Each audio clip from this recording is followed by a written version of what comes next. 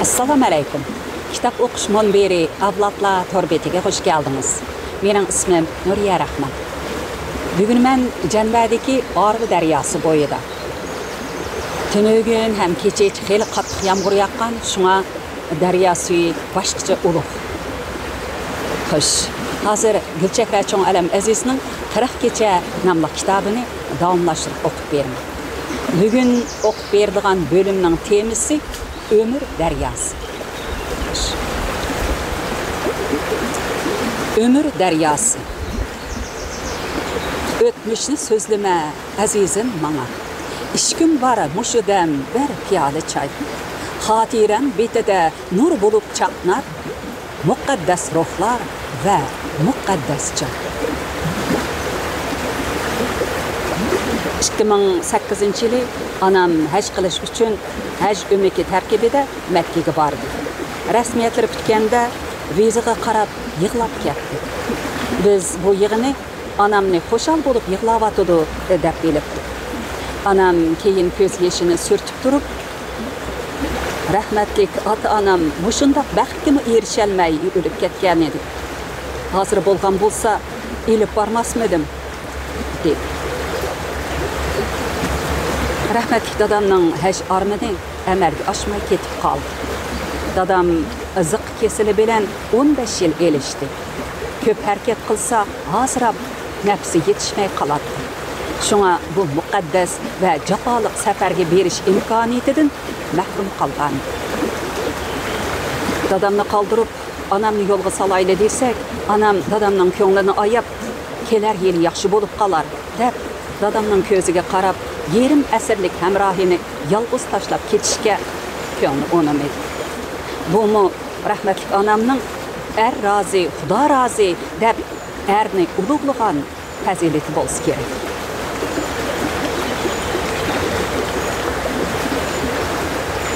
Onamga jiq tasalli bergan bo'ldi. Dunyoda har qanday musulmonning haj qilish armoni bo'ladi. Onamga safarga keraklik hamma narsani, hatto ehtiyot uchun elib oladigan tugma yenglardan tortib, yangidan tayyorlab berdim. Anam bu muqaddas safargami eliqidek kichik ko'rpichakni elib oldi. Hammaylan yukingni ig'irlatma desak, zodi unamadi. Anam Makkaga tushib 4 kungacha hech qanday xabarni ola olmadim. Onamdan ansirab, qo'lim ishga bormay tildaqda yurdim. 5-kuni Abnum rayonluq millat din ishlari idorasiga berib, Makkadagi yetakchining telefon nomerini tepib, shu telefon orqali Qashqardan hajga borganlarning yetakchisi tojik yigit Mavlonqulning nomerini topdim. Mavlonqul o'zini izlash jarayonimdan ta'sirlandimi yoki onamning gapini qilib yig'lab solganimdan ta'sirlandimi?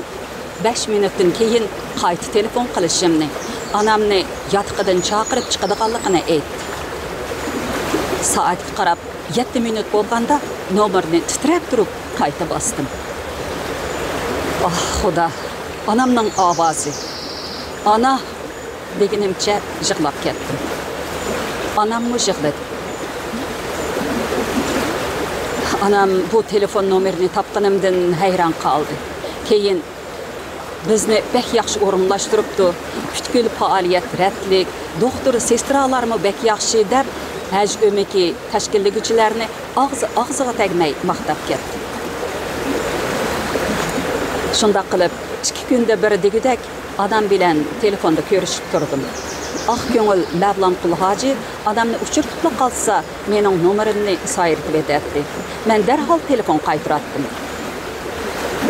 Gap bu yerga kelganda keyin izlashalmagan Mavlonqul hojimga shu yaxshiligi uchun bir umr rahmatimni aytaman. Bir kuni Abnum rayonluq tashqi ishlar ishxonasidan tarjimon bo'lib borgan Mavlon hoji onamni Makka bozorlarini aylantirib, suratga tortib, xotira qoldirib beribdi. Mushu fursatda ularga rahmatimni bildiraman. Anam hajdan qaytib kelgandan keyin safar ta'sirotlarini kech kunduz takrar so'zlab bormaydi. Yana bir navbat berishni armon qiladi. Haram deb bo'lguncha ko'z yesh qiladi. Devletimizin hac siyasetlerini maqtab ketdi. Men çaqçaq qilib, mushundaq maqtab bir maqala yozib etkeni, shuning bilan yana bir berishingni tasdiqlab qolar dedi. Çaqçaq qilmang. Shuncha odamni tashkillab, ratlik o'rinlashtirmoq oson emas. Bir sinfdagi 30 balani muallimi boshqara olmay, uni kutib ketdi. Necha ming odamni boshqarmoq osonmi? Uning ustiga ba'zi yashadiganlarning xulqi eg'ir, qoida qonunlarni tushundirsa yaxshi anglamagan. Hozir bir gapni desa, birdan-bir unutib kelayotgan. Ömek xodimlari kichik bolalarga so'zlagandek ezib ichirib tushundirib ketadi. Odamlarmi o'xshash bo'lmagandan keyin o'ylamagan ishlar chiqib-atgan. Anam Makkedagi suratlarni kunda bir ko'radi. Yana degan gapni qaytalab so'zlaydi. Bizning davlatimiz bak yaxshi ekan deb maqtab ketadi. Ha ana, bu suratlar bizga yod bo'lib ketdi. Mana bu oltindan yasalgan mehrab. Bu Kabening oldi. Bu kaptarlar bilan ayrim suratga tushib ketganini qara, dedi. Kaptar Nuh alayhissalomga zaytun shexi tishlab, to'fonning yonganlik xabarini yetkazgachkimikin Makkadagi maydonning mehmoni ekan. Ayollar bu kaptarlarning dinini to'g'magan ayollar yesa dava devidi. Bir kuni berib, chechilib yotgan dallaridan yig'ib, qudimizning qiziga elib oldim. Ketib etib, ajab kaptarning rizqini elib oldimmi deb ko'nglim yerim bo'lib, kaynimga yenib 2 riyalga bir xalta don setib edib, kaptarlarga chechib berib, ondan xotirjam bo'lib ketdim. Qarasam, men bilan don olgan ayollar meni saqlamay ketib bo'pti. Tenab yursam, bizning ömekning kiyimidan to'nib olgan ikki hoji meni mehmonxonaga akilib qo'ydi. Qarasam, u ayollar texchi kelmabdi. Kash bo'lganda til bilmagashga belikidagi adresi bo'yicha saqchilar akilib qo'ydi. Kaptarlarning rizqini to'liqlab berganingning ajrini shu an ko'ribsan. Ömekdishing seni kiyimingdan to'nib yotqinga akilib qo'yibdi. Hamrohiga sodiq bo'lmagan eliqi safardosh ayollar eziqib jazosini tortibdi. Bu dunyoda hamma ishning hisobi bor, dedim o'zimcha donishmandlik qilib. To'g'ri deysiz.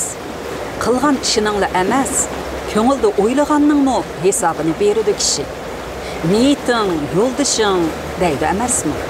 Shunga niyetinglar bek durust bo'lsin bolalarim. Yaxshi niyat yerim davlat. Niyat xolis bo'lsa, odam hamon tilikiga yetadi. Meni qiynayotgan hasratli xiyollarim oxirga chiqar emas. Ah, ana, bu dunyoga qayta bir kelish fursati bo'lgan edi. Sen uchun yashagan bo'lar edim. Ah, arman, pushaymon bilan oxirlashadigan hayot.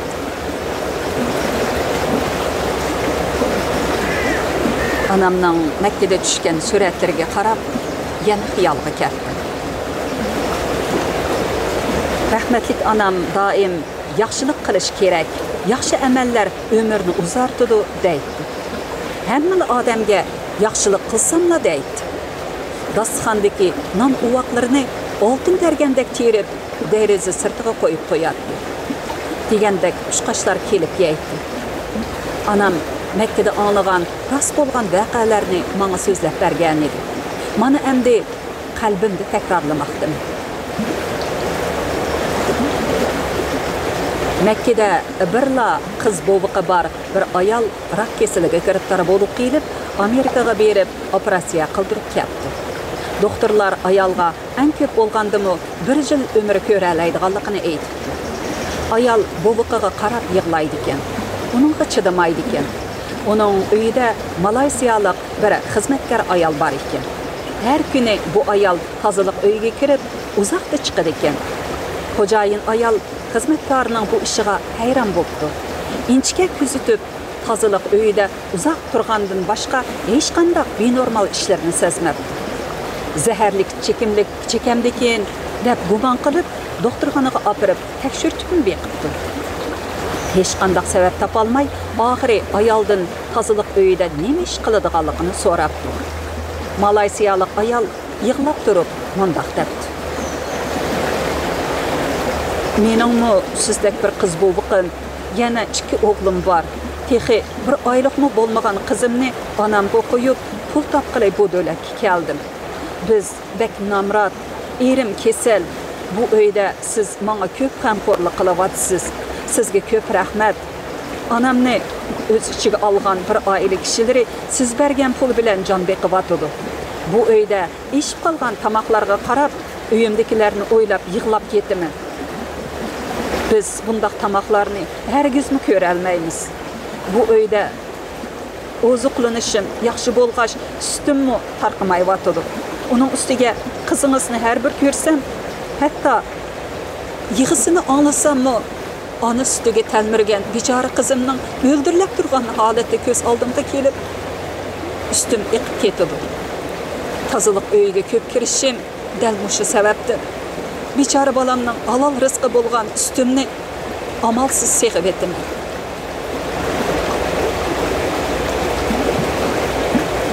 Xizmatkar ayolning bu so'zlarini anglagan xo'jayin ayol un selib yig'lab ketibdi va ayolga nurg'un pul beribdi. Aeroplan bileti zakaz qilib, qaytib berib, bolasini bag'riga besishni talab qildi. Menga nimishqa buroroq demedingiz? Bu dunyo mushundaq tangsiz dunyo. Mening talay boyliqim bor, lekin salomatligimdan ayrilib, Azroilni kutib yotaman. Sizning salomatligingiz yaxshi, oilangiz, onangiz bor, lekin pulingiz yo'q. Salomatlik oldida pulning yo'qligi hech gap emas. İnsan hayatlı bo'lsa, uning rizqi o'zi bilan bo'ladi. Hayotimning bu azobli kunlarida men sizga u dunyoga ilib ketgili bo'lmaydigan mol dunyoyimni qoldiray. Shularni ilib atila davlatingizga qayting. Shu pullar bilan biror ish qiling. Kunlarning birida yana muhtojlikda qolsangiz, singlimni izlang. Men uningga chuqum topilayman.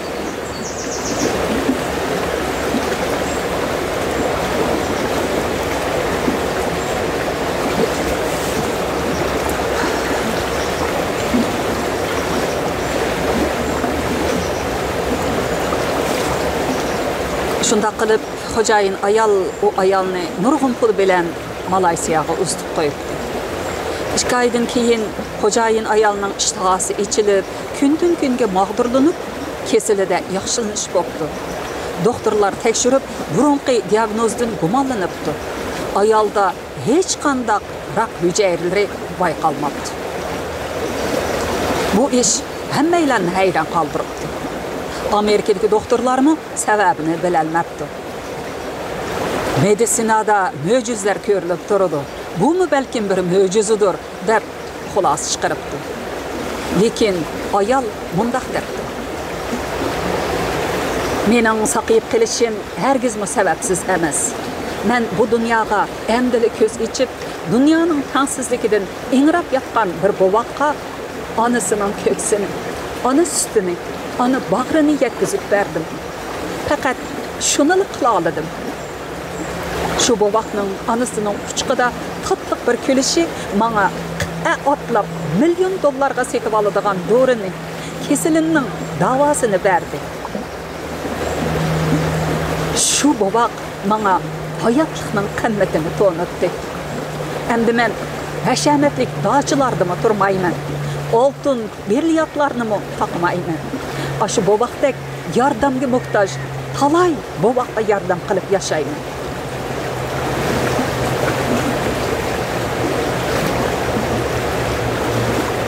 Ah, ana.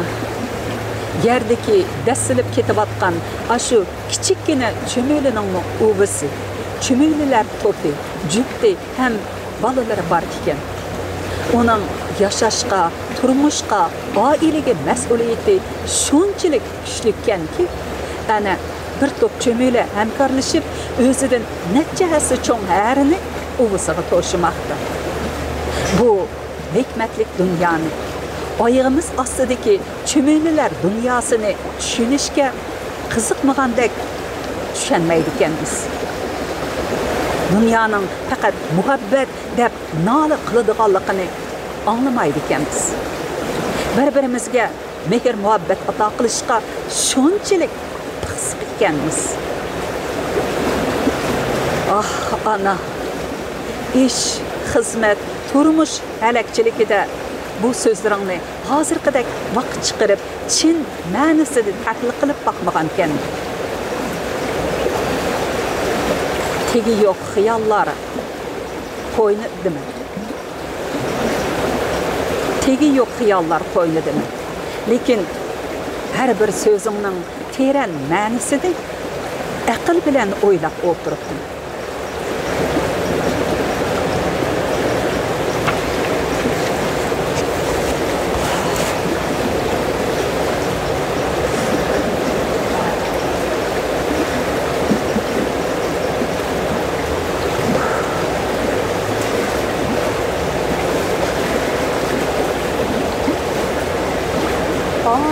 Şundak çırayla durmuştur.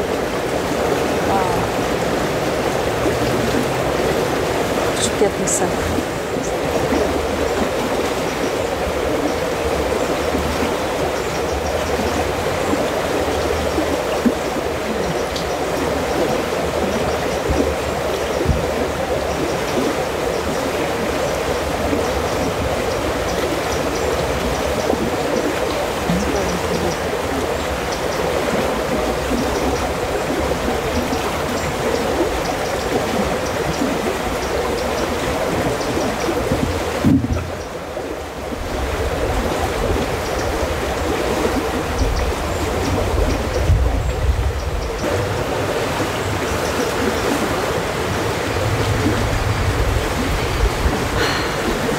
Günler iğri qadamları bilen tolunu qasd ötmekte. Anasız günlerinin rahimsiz tönleri men üçün tang atmaz keçidek meni cazalamakta.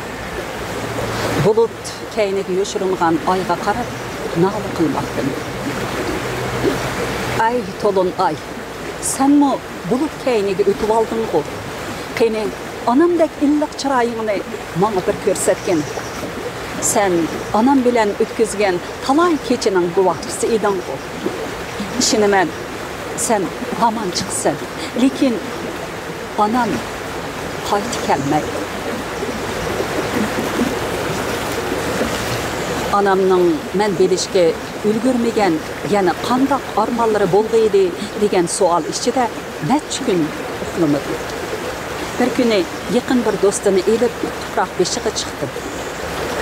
Qəbri beşidən qaytdıqca köp qaranlaşdı.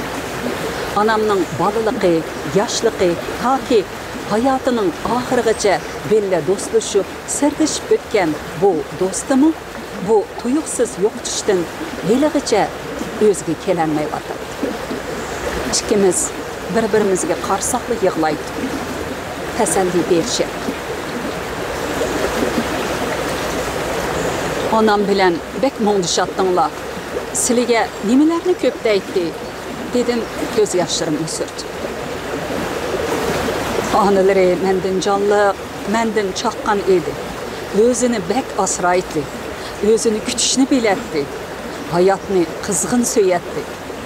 Menmo o'zimdan ansirab qoldim. Do'stidan ayrilish bek tas ekan. Buni so'z bilan deb bera olmayman. Biz keyingi kunlarda o'tmishni ko'p eslashgan edik. Bolaligimiz, yoshligimizdagi ishlarni ko'p deyishyapti.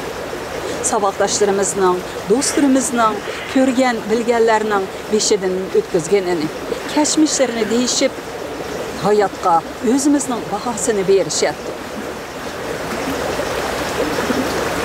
Onam o'zining hayotiga qanday baho beradi, nima armonini deydi? Sordum, esadab turdi.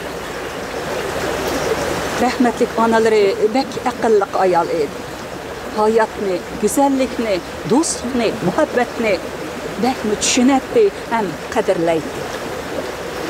Hamma ishlarni ilmiy tushunadi, to'g'ri fikr qiladi. Qarasam, sizlar bu taraflarni ko'p tartiblar.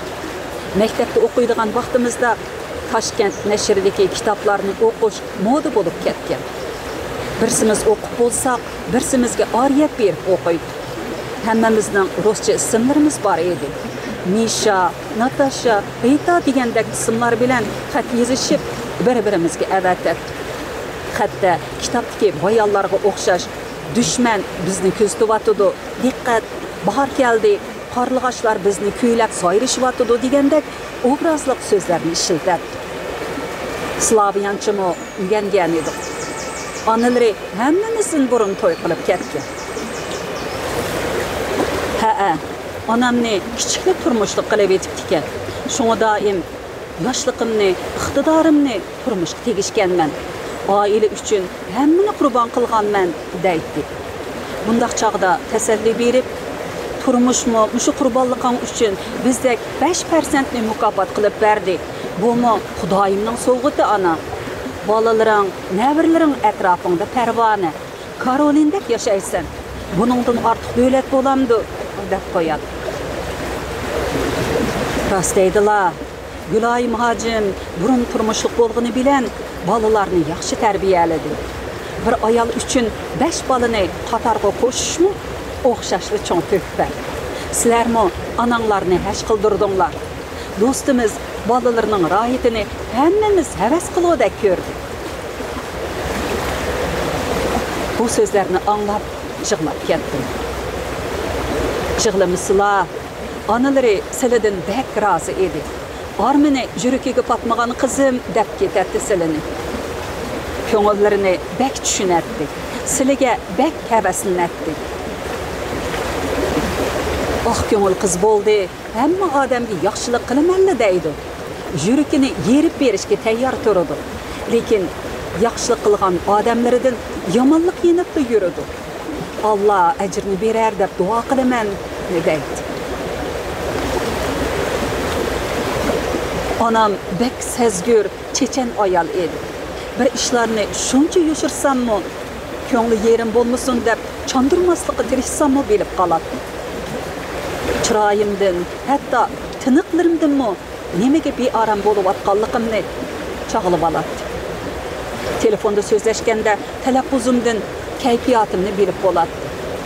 Uyda ko'nglim yerimliqini chandırmay, jimib qalsam bilib qalmasin deb zo'rlab gap qilib kulib o'tirsammi, ko'zimga qarab, qiynalmang qizim, davering.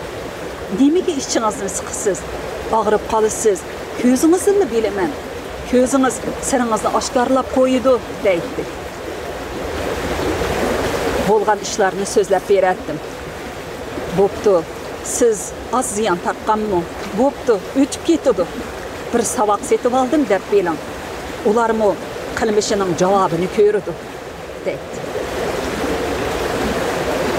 Bu so'zlardan yeniklab qoladi.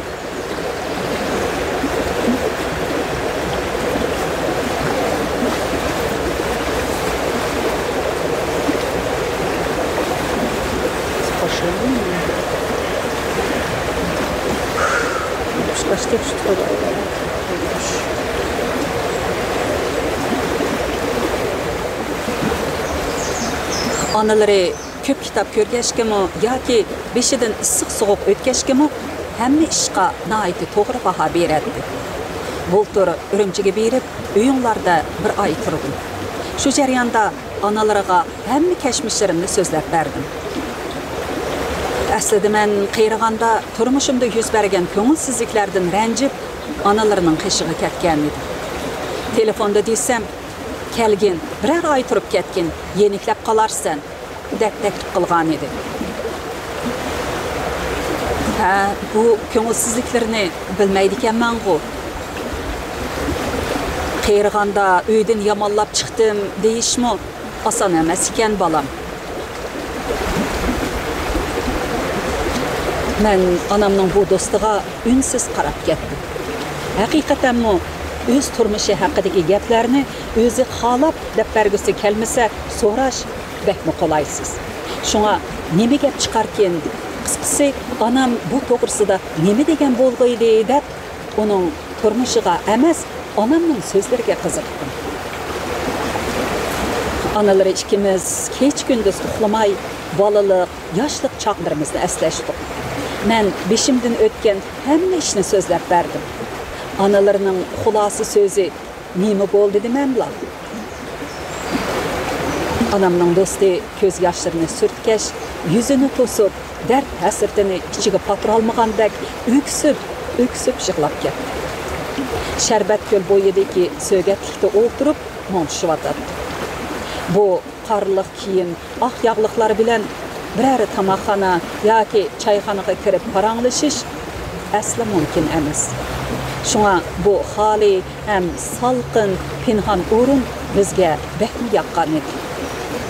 Yenimdeki bir tal taşni elib, maqsadsizda suvga attım. Jimjit suv yuzi birdamdala suv chambaraklarni hosil qildi. Ko'z suyidagi aksim yo'qoldi. Qalbimni rahatsiz to'yg'ida edi. Analari keşmişim, dert alamlarimni anglab bo'lib, sen o'zingni oliy maktabda o'qidim, anam savatsiz xotin, hech nimani bilmaydi deb gapini anglamading. Hozirgi va buningdan burungi hamma ko'ngilsizlik dal shu onaning gapini anglamaganligingdan bo'ldi. Ananing roziligi bilan qilgan ishning oxiri cho'qim xayrlik bo'ladi. Sen kitoblardagi muhabbatga mastona bo'lding. Anang qo'shilmagan to'yni qilding. Ishlar oxiri kitobdagidek bo'lmadi. Senmi bola cho'ng qilding. Bolalaringni cho'ng qilyotdi. Senmi bola cho'ng qilding. Bolalarni cho'ng qilyotdi. Sen deb bergan gaplardan bolalaringning ahvolini beryaptimi? Sen anangning gapini anglamagan bo'lsang, bolalaringmi dal shundoq seni xat qilib etibdi. Ularning bolalarimi shundoq qiladi. Hey, keyingi pushaymon o'ziga dushman deb hamda ming pushaymon qilsangmi o'rniga kelmaydi. Ularning insofini tilegin degani. Bo'ldi, ko'ngillarni yerim qilmaslar. Uning sizmi aran turlar, og'rib qolmaslar yana. Dedim, nima deb tasalli berishimni bilardim.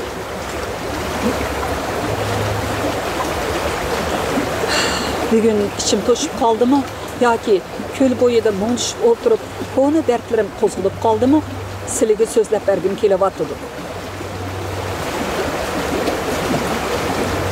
Anamning gapi bo'yicha ishchilarini bo'shatib olsalar, yeniklab qoladilar, deyaladim qaranlar. Men deb so'z boshladi anamning do'sti jiroqlarga ko'z tikib. O'ttir maktabda sinfdosh saboqdishimni yaxshi ko'rib qolgan edim. Ularning uyi shaharga yaqin bir yezida edi. Yakshanba kunlari uni ko'rgim kelib ketsa kerak, ko'k terib kelamiz, beliq tutib kelamiz degandek bahonalar bilan do'stlarimni elib shularning mahallasiga chiqatdim. Keyin saboqdishimizni topatdik. Yugurishib o'ynaydik. Bu maqsadimni onalari sezib qilib, menga bir xat yozibdi. Xatida ko'ngilning kayniga kirmang, ko'ngil har yonga boshlaydi. Samarqand olmisidek opirib cho'llarga tashlaydi deb ko'p chekib qo'yibdi. Menmi nima maqsadda bu xatni yozganligini bilib, mundaq javob xat qaytardim.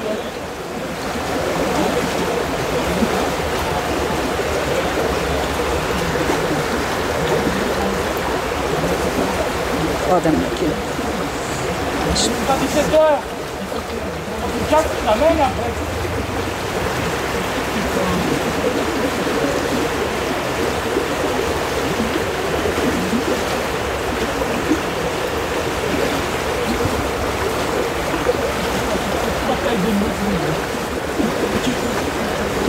Men nima maqsadda bu xatni yozganligini bilib, mundaq javob xat qaytardim.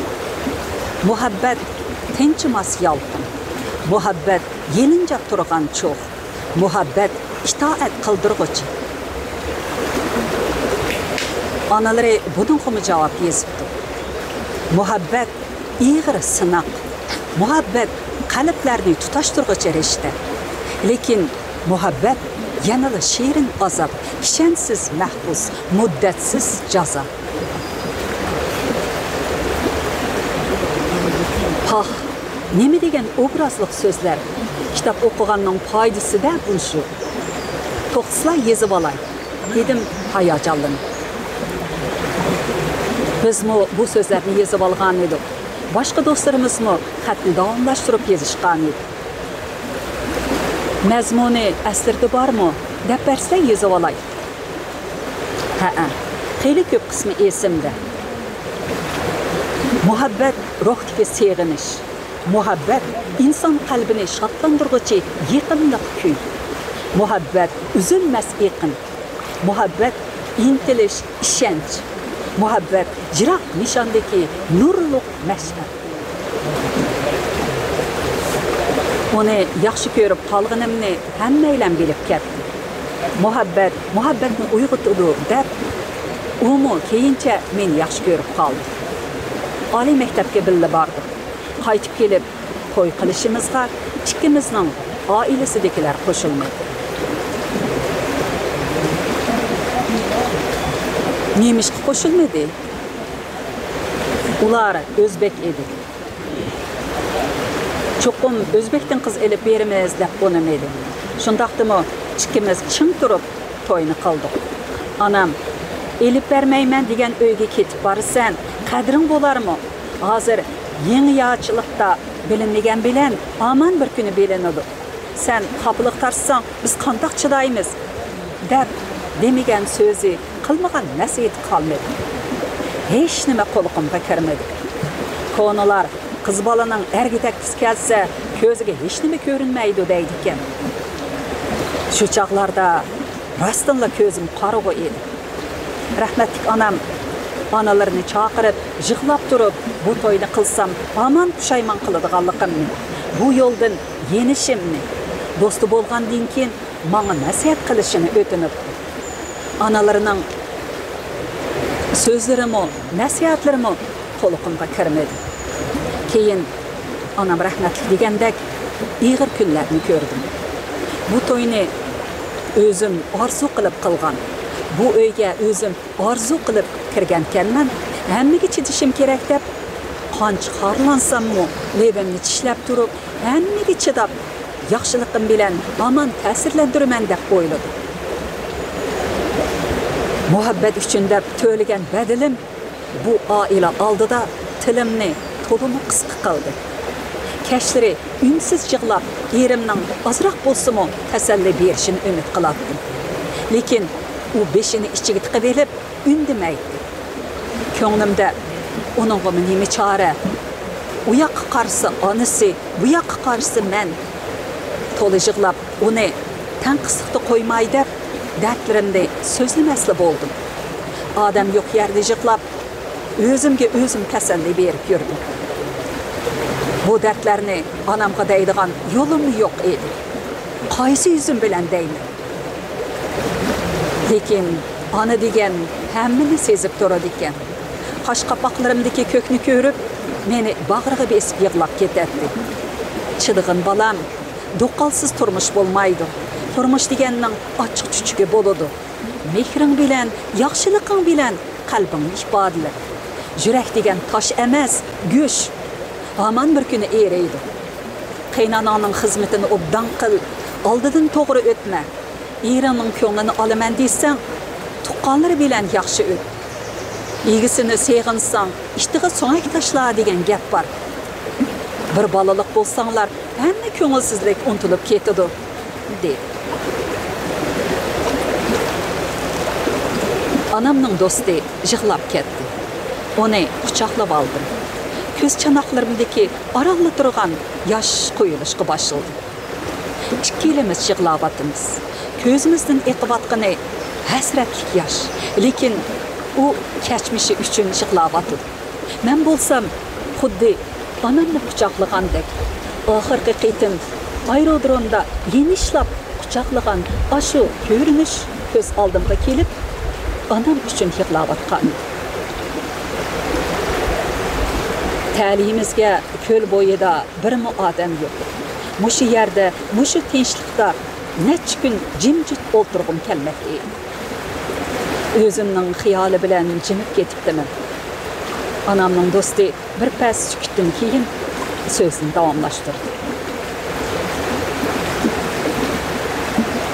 Şundaq qilib homildarmı boldum.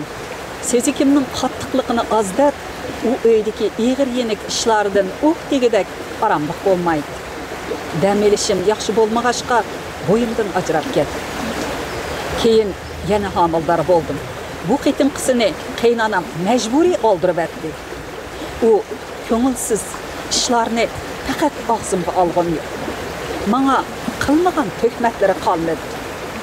İki qayinsinglimning ustimdan topgan so'z cho'chaklarini, ko'rsatib ketgan kunlarni hozir o'ylasam, nemishqimi hammani tashlab burunroq chiqib ketmagan bo'lg'oydim. Shunchalik xo'rliqlarga chidab, qandoq turgan bo'lg'oydim deb o'z-o'zim ichim og'rib ketdi. Keyin turishga zodi taqtim qolmadi. Oxiri uydan beshimni elib chiqib ketdim. Erleri bununla nemi dedi? Sordum, hayran bo'lib. Sit, onunla bergen muhabbetim. Ota-onamdan kechib qilgan to'ylarim. Va'da deganga ishindigan narsa emas ekan balam. Hay, o va'dalarimiz maktabda qolibdi ekan. Nima deydi? Anam meni to'limi kasb qilib cho'ng qilgan. Norozi qilsam bo'lmaydi. Anamning orzusi bo'yicha O'zbekdan qiz olmasam, nasabimiz sap davom qilmasa bo'lmaydi ekan. Meni kechirgin, seni yaxshi ko'raman, lekin onamni ranjitishni zodi xohlamayman dedi. Nemishqa bu so'zlarni burun dematdi ekan.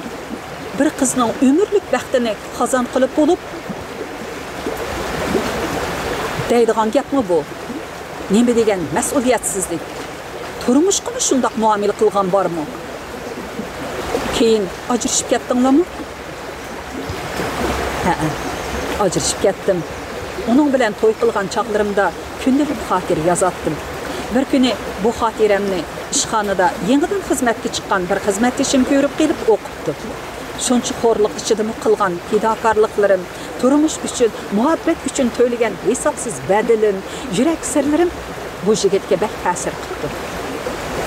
Keyin biz bu haqda ko'p so'zlashdik. Uni yaxshi ko'rgan qizga shuncha aqida qilsa-mu, vafosizlik ko'rgachga yuragi zedlangan bola ekan. Ikkimiz va'dalarimizni so'zlashib, tasalli berishib yurib, bir-birimizni yaxshi ko'rishib qoldik. Anamning do'sti o'ylanib turib qoldi. Suhbatga kirishib, nihoyatda ta'sirli bir kino ko'rib atgandek, shu manzarlar ko'z oldimda namoyon bo'lib, mo'ngilib qolgan edi. Tuyuqsiz bolam uzoq yillar bo'ldi ekan bu haqda so'zlash tugul o'ylabmi boqmag'ali. Bugun sizlarga tasalli beraman debmi? Onalari ikkimizning birga o'sgan xotiralarini deb beraman debmi yoki sizlarga ko'nglim tortibmi? Mushu hissiyotlarimni tushunadi debmi? Aytavur, ana bolasiga demaydigan gapni so'zlab ketyaptimi? Sal ishib ketdimi qandoq? dedi. Yo'q, ortiqcha o'ylamasizlar. Odamga ishonmasa, yurakni to'nimasa, hech qachon ko'ngil sirlarini demaydi. Men bu hissiyotni bak tushunaman. 18 yoshda naqsha etmagan kim bor deb, kimning muhabbat kashmishi aslimisi yo'q. Bundaq tatlı sezimlarni tushunmaydigan, tushunsimi huzurlanolmaydigan ahmoqlarmi to'la. Sizlar o'zlarini yanada baxtli sanasizlar. Dunyoda boshqalarni so'yaligan, xiyolida bo'lsa-mu, ko'nglining pinhon yerlarida bo'lsa-mu, so'ygan yorining ismini yodlashning o'zi ajoyib baxt. Muhabbatdagi mag'lubiyatmi amiriyatda bir baxt. Chunki uning ochiq ham tatli aslimisi qoladi, dedi. Analarının qizi dasili. Mushu so'zlari bilan yeniklab qoldim. Analarımı yeni g'ijig'lab kelsam, mushundoq tatli so'zlari bilan kuldirib, oxiri usulga tortib, usul o'ynab, ko'nglimni yo'ruq qilib uzitib qo'yar. Shundoq qilib, u xizmatdoshlari bilan sirdishib o'tdinglar. Dedim, oxirini anglag'im keldi. Shundoq yaqin aralashib o'tdi. Yuragi zedlangan odam birarsi azroq tasalli bersila, yaxshiroq gapga, ko'ngli bo'lishga uchirsa, uningga osonla ko'nib qoladi ekan. Men shundoq bo'ldim. Beshingni kim silisa, mashoyixing shu, yeningda kim o'tirsa, chiroyliqing shu deb dardlarimni uyimdagilarga tehi deyolmayman. Do'stlarimdan tehi xijil bo'laman. Shundoq qilib ikkimiz bir-birimizga dardimizni to'kishib, to'y qiladiganmi bo'ldik. U bola silining xotirlarini o'qib, burunqi vafosiz sevgiliga selishtirib, "Mundaqmi qizlar bor ekan-ku" deb havas bilan yaxshi ko'rib qoldi deysizlar. Silining köyinishga, kasalligiga erishalmagan, chanqagan miskin ko'ngillari uningga bog'lanib qoldi deysizlar.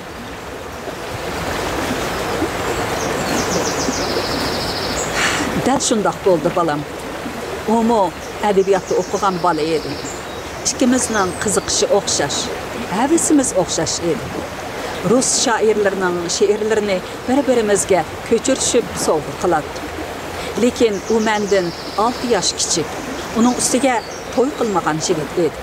Shunga bu to'yimizmi har ikki oilaning qat'iy qarshiligiga uchradi. Rahmatli onam, sen yana bir o'tga kirib ketyapsan. Turmuşum xotirjam o'tsin desang, turmuşning ochiq-chuchukini tetigan, sendek bir to'y qilgan odamga yotib bo'lgan. Mushundoq odamni tepib to'y qilsang, turmushinglarning qadriga yetib o'tsizlar. Bu bola bilan to'y qilsang, yangi ko'zining suyi sovuq bo'ladi deb, hozir qiziqchilikda ha deb o'tgan bilan qo'nirgan seri bir turmushliq bo'lganing peshonangga to'la tegib, xo'rliq tortib qolasan.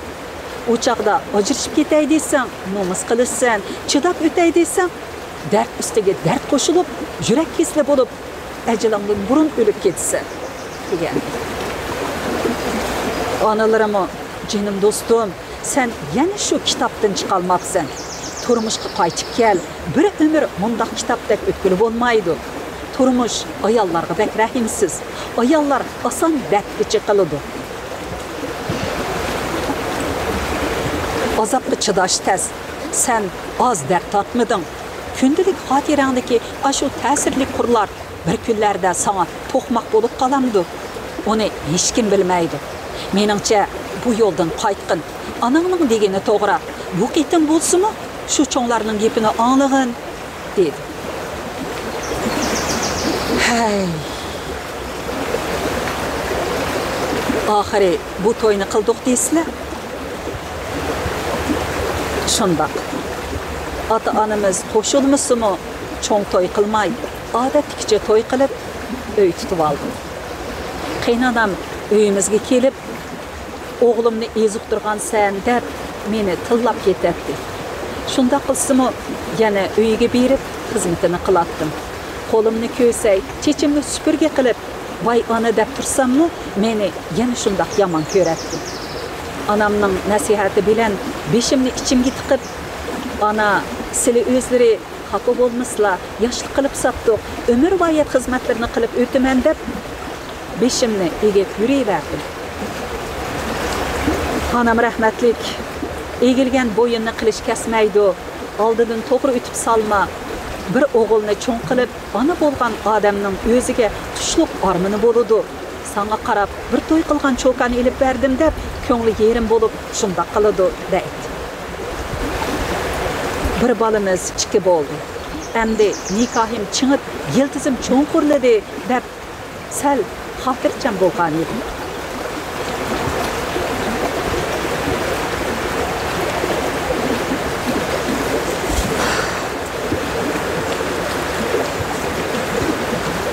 Anamning do'sti yana umchuyib, bo'g'inib yig'lashga boshladi. Bu qitin savolni so'ramay, unsiz qarab turdi.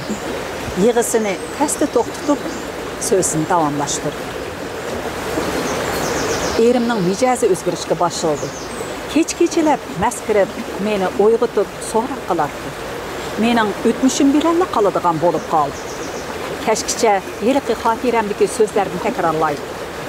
Analarining degan gapi aynan keldi. Har qancha tushuntiribmi, o xatirini köydürüp ettim depmi, işendirelmedim. Sen meni aldavatsan, köngling yanılı onunda dep, ciddet kıladı. Sili belkim balalar bilen bolup ketip, burunqidek köngül bölmey kalgan bolsılari şundak oyladımı ya? O muras, bir taraftan işlep, bir taraftan iki balını bakmakmı asan emesken. Şundak kılıp, levimni çişlep ödüktüm. Öyge küllep kirmeydi. Yıllar öttü. Lekin köngülsüz turmuşunun ayığı çıkay demeydi. Derdimni özüm belimen. Turmuşumni buzmayman, balalarımni yetim kılmayman, ögey ananın koluğu koymayman dep, hemmi horluqıcı dedim.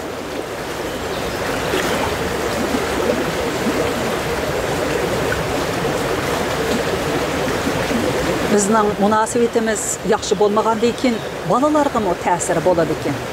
Balalarning oldida meni tillab, haqoratlab yurgan ekan, ular mo o'z beshimchilik qiladi ekan. Shuncha yig'lab yolbursammi, cho'ng qizim o'qishini tashlab, bir tijoratchiga yotiq bo'ldi. To'g'ri deyman, meni mundaqmi do'rarmi? Men bu oliy maktabda o'qib, xizmatga chiqib, faqat shu turmush ishidala anamning gapini anglamagan edi. Bu balalar o'qishnimi yaxshi o'qimadi. Qo'shchi.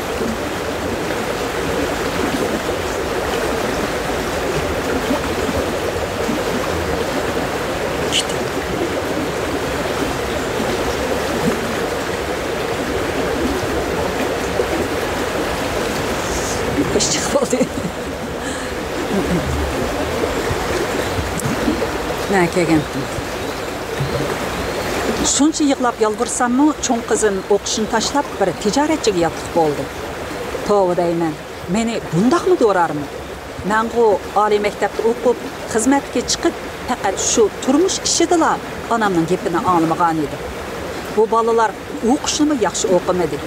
Turmushdagi bosh-boshdoqligi mendanmi eshib tushdi. Başlıksı qandaq bolsa, keyingilerimi buningdan ulga oladi ekan. Ularmi yetkicha xafaliq saldi. Ko'ngillarni yerim qilmaslar. Bu dunyoda hech qandaq ish odamning orzusidagidek bo'lmaydi. Dedim, nima deyishimni bilmay.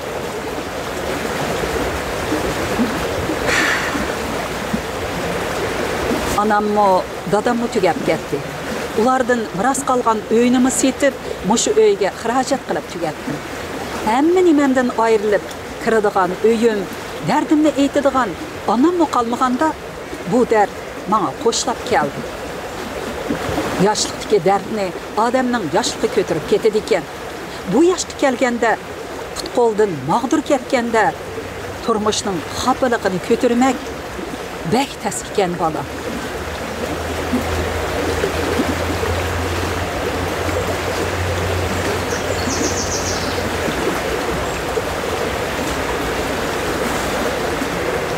Hamma ishlar o'tib ketdi ekan. Menmi onamdan ayrilib qolsam yashay olmayman deb o'ylaydim. Yana mushundoq almon qilishib, gap ichib o'tyaptimi? Dardga odam o'lib qolmaydi ekan, dedim yig'lamsirab. Ota-onaning o'lib ketishi silinimla boshlarga kelgan ish emas. Hamma odamning beshida bor kun bu. Faqat ilgari keyinlik farqi bor. Anam rahmetlik tugab ketidiganda sen bek jafo chekding. Menmi balam deb anamga tuzuk qaray olmagan edim. Senmi mendan bek bolajonlik bo'lib chiqding. Balalaringning insofini bersin deb duo qilgan edim. Eng pushaymon qiladiganim ota-onamdan qolgan uyni setib etganim bo'ldi. Shu chaqda onalari xafa bo'lib, olding, kutding, satding, yetdim deydi. Ota-onadan qolgan uyni satsa to'zib ketarmish. Shuncha iziga kichikroq bo'lsa-mu bir uy elib qo'ymabsan. Ajab aqlsizlik qilibsan. Bir kunlarda beshinga kun tushsa lozim bo'lar edi degani. U gapni har o'ylasam bir ochiq yutaman. Hozirgi uylari men necha yil burun borgan uy shumi? Qarıslar analarının fəziletiga. Mən analarığa bu işlerini hiç kimge tınmaslıqını tapılğan edim. Sili de kızıqımı deməpdi. Biz ajrışıp ketgili 4 yıl boldu. Nime? Hayranlıqda toğulup etipdim. O işlerini sözləb, jürükimni yana ziydi qılğım yok balam. Ayallarga bu dünya bek tar dese nime deydikin dep dikenmen. Men bu aileni qoğdaymen dep bek can pidalık qıldı. Amma erim üstümge xotunu elep aldı. Ayal kişi üçün bunun artık alem bolması gerek. Şunun bilen ajrışıp ketdi. Kudubacılık, nebirlik bulup kalganda bu bek uyaplık iş iken. Nomus kılıp öydün çıkmay yürüp baktım. Men yoşurgan bilen er kişi yat baş ayalını keynigi selip yürse, bundak gep şamaldın tez tarpaydı iken. Vay Xudayım, nemi deydi Allah? Boptu. Bazı da vaz keçişmi o akılanılık. Köz aldıda azaplanıp şürkenden köre, közdün çırak, köngüldün çırak olup turgan mı bir hesaplı yaxşı. İnsan haman bir-birinden ayrıldı iken bu. Bazılar anamdek məngülük ayrıladı iken. Bazılar bu sebepten ayrıladı. Boptu. Canğa ekek salıdığan ondaq turmuşdan kutulup mu? Optan kıttılar. Balalar çok. Həmməsidən öy ayrım bolğandan keyin dəm alğanda yoxlap turdu. Qeyrğanda bek yalğızsırap qaldım. Özüm çoğ bolğan mahallege berip, setip etken uyumge jiraqdan qarap, işimge tinip turup ketdim. Satqınımga ming puşayman qılım. Şu uyga kirip, anamның ornida olturup, dertlerimni sözlep çıqqım kelib. Analары bilen köp muңduşaptım. Köңlüm analarının çıraylık sözlerden su içetti. Allah onundan mı ayrı verdi? Analары burun ölüp ketken bilen turmuşnun, balalarının hiç qandaq xapılığını tatmadı. Ana dep etrafıda çörgülep yurdunlar. Mendek yalnız kalmadı. Ananın gepini anlamagan adam zade ömrünün ahırgıca puşaymandı ödedikken. Mana men onun tipik misal.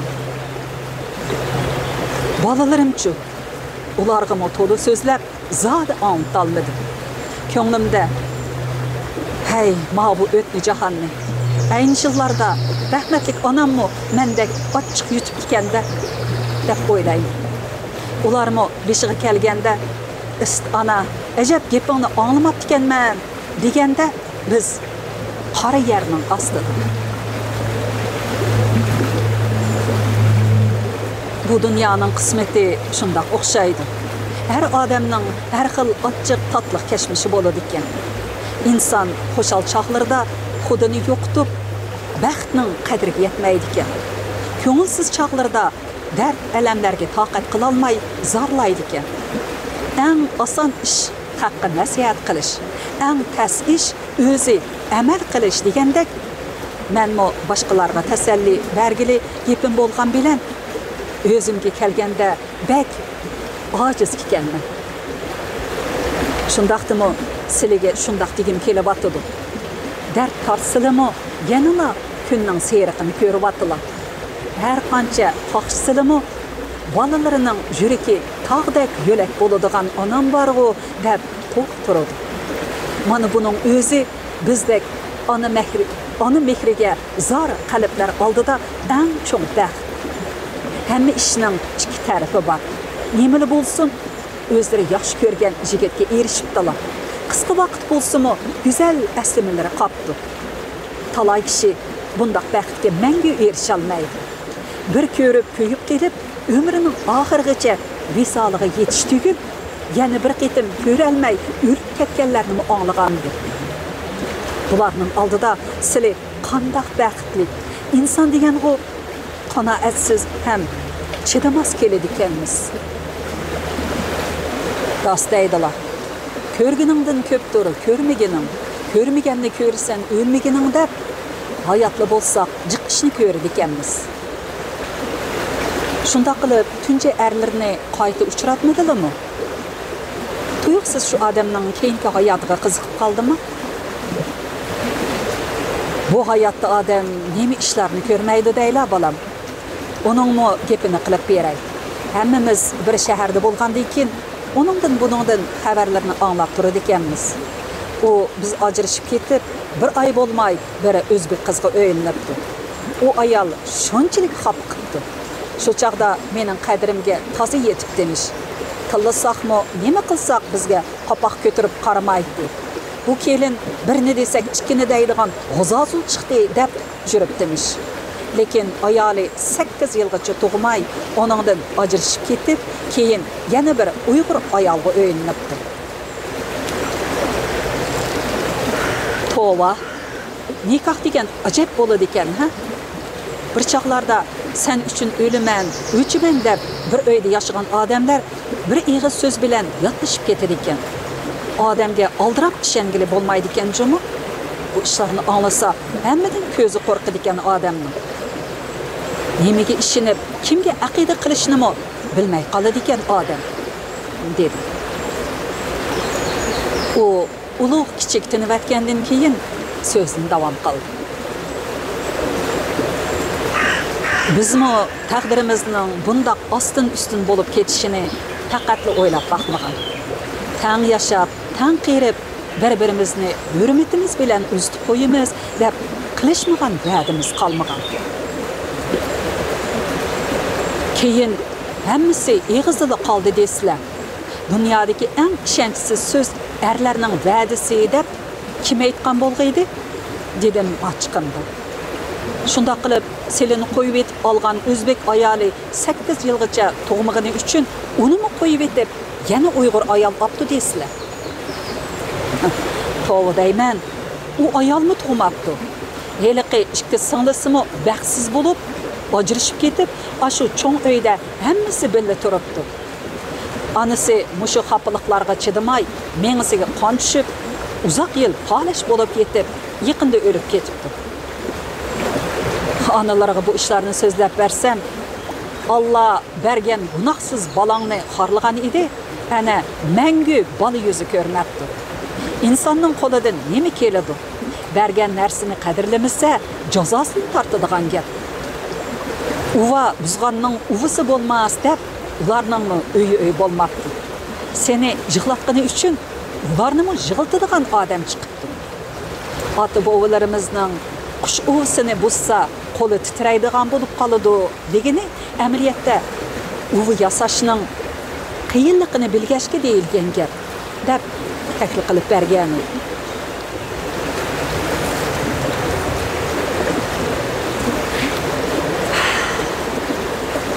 Nafrat ichidami muhabbat bo'ladi.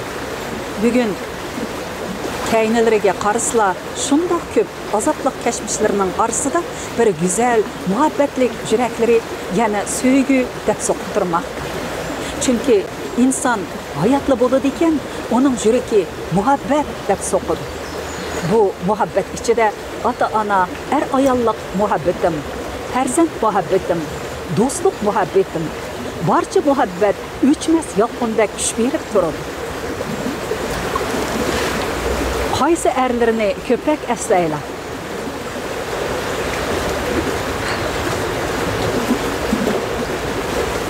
Aslamayman desam, boshqa odam ishonsimi, sizlar hargiz ishonmaylar. Mana hozir har ikkala oila turmushidan biri aslama qoldi. Yolg'izlikda nimani o'ylamaydi deylar. Hamma ish kino lensida ko'z oldidan o'tib turadi ekan. Bo'ldi, unutib ketay, o'ylamay debmi?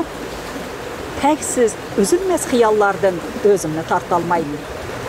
Keyingi erimni bolalar bilan aslaydim. Chunki bolalarimning tomiridagi uning qeni, uni bir dada suktida aslayman. Ko'nglimni izlasam, butkul hayotimni ostin-ustin qilib o'tgan shu tunji erimni nafrat ichidami yana aslayman. Ko'ngil degan irodaga bo'ysunmaydi ekan bolam. Eg'iza deb qo'ygan bilan, xiyol bilan ko'ngilni hech kim boshqara olmaydi ekan. muhabbat ko'ngilga ruxsat so'rab kiradigan mehmon emas degini bak to'g'ri gap.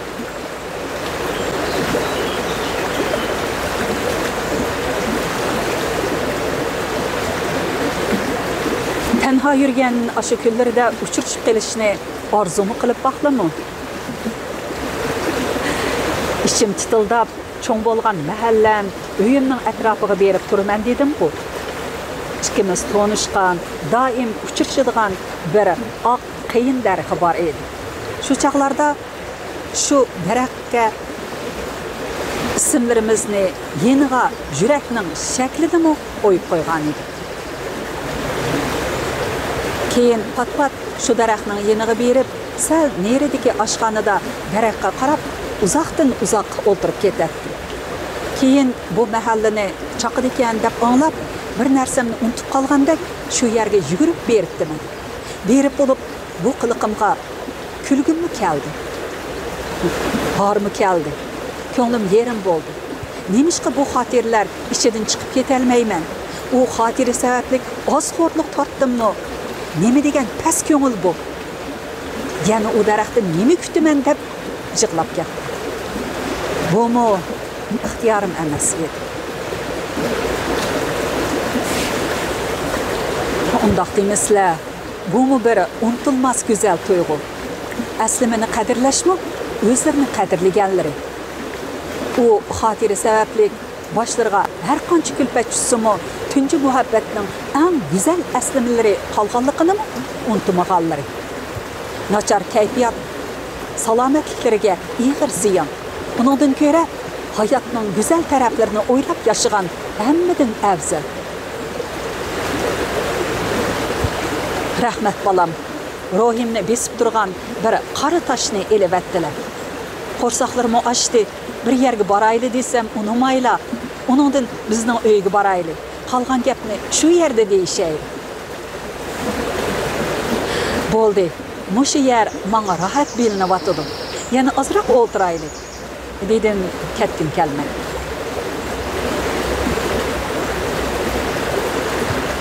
Mayli. Ko'ngillari mushu yerni tortib atgan bo'lsa, o'tirsaqmi o'tirayli. Yaxshi, bu ko'l bo'yida odammi yo'q ekan. Hozir ko'ldan suv ichmagandan keyin odamlarmi chiqmaydi ekan. U daraxt hozirmi bormi?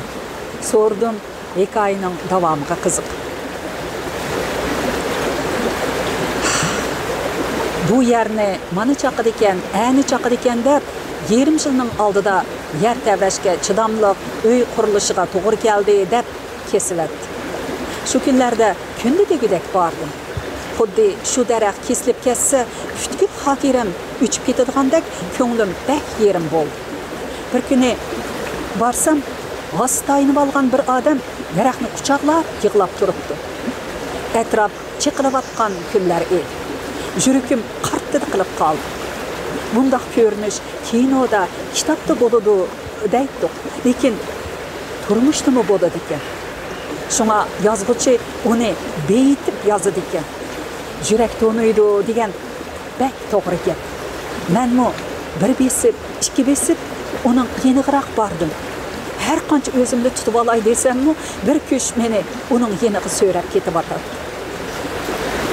Ko'z yoshlarimni zoti to'xtatib olmadim. Orliqim 2 metr qolganda to'q so'qib o'tgandek turib qoldim.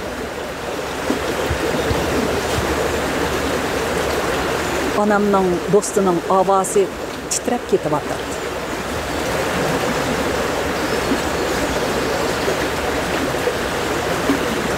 Nima? Burunqi erlarmikan? deb so'radim hayronlikda. Shu ekan. Umu birsining o'ziga qarayotganligini sezgandek ushtum tut kayniga o'rilib qaradi. Yig'lab ko'zlari ishib ketdi. Ikkimiz bir-birimizga qarashib ketib turib qoldik. Men o'zimni tutolmay un selib yig'lab ketdim. Kaynimga o'rilibla kelgan yo'limga mangdim.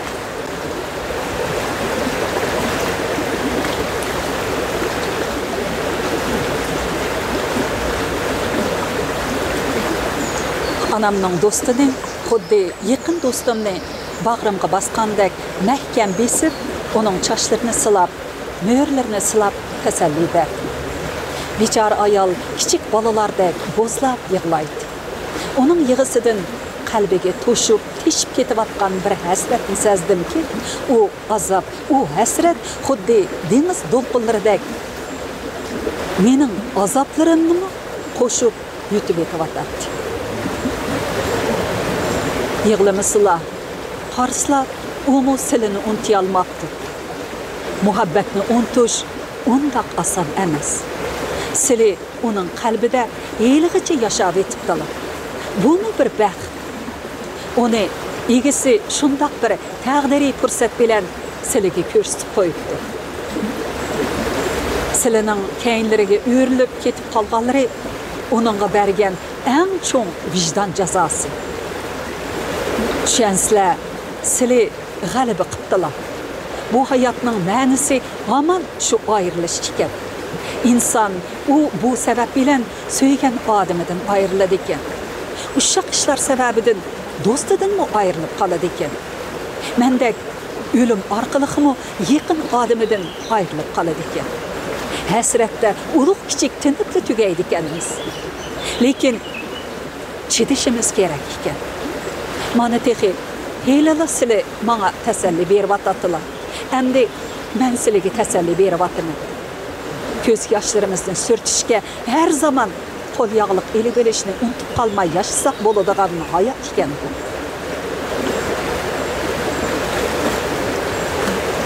Rahmetlik analarga bu işlerini sözlep versen, nemi terirsen şunu alırsan, insan öz kılmışının neticesini körüdü. Onu sana kılıp koygununun cezasını tarttı. Muhabbetini harlıgan idi, muhabbet onundan öç aldı. Balını alğız verken idi, balasızlık bilen cezaladı degendi. Rahmetlik anam hem işten uşunda xulas çıqırattı. Hayatqa yüz bergen işlarga qarab, onundan türlük yekillerini çıqırıp köz qaraşlarını deydi. Ondan bizge tekrar nasihat qılattı. Toğra dediler. Analari mana mı bugünümün cevabını dep bergen idi. Nemi degen idi? Bunu sormasam bo'lardi, lekin mana bu foydaliq bo'lib qolar deb qiziqyapman. Anamın gepini anlamay, onu narazı qilib, baştala algan bir xata qadamının derdini yetkichi tarttın. Bu sen bilan tugamadi. Balalaringga mı ta'sir qildi degan edi.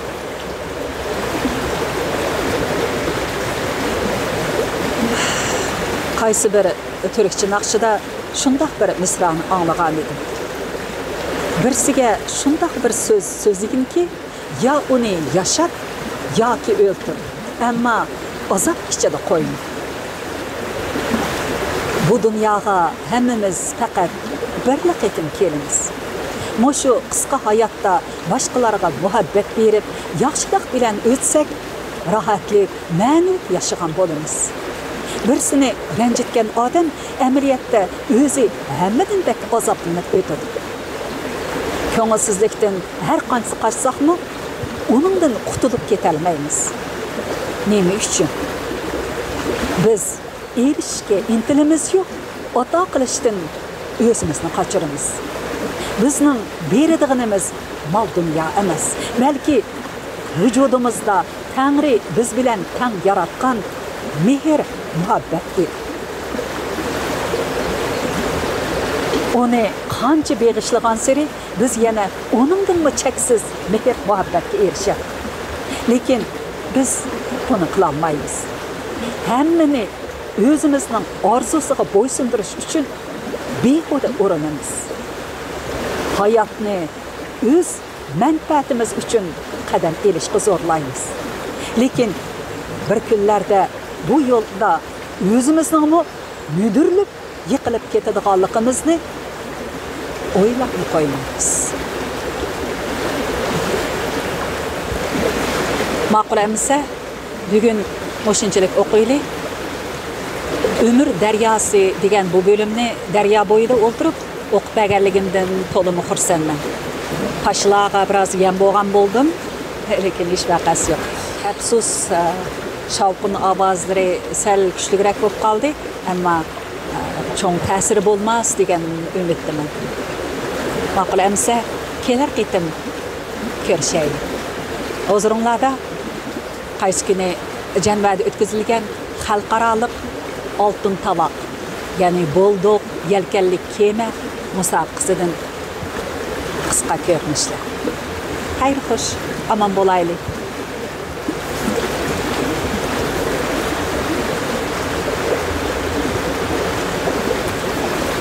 Assalomu alaykum.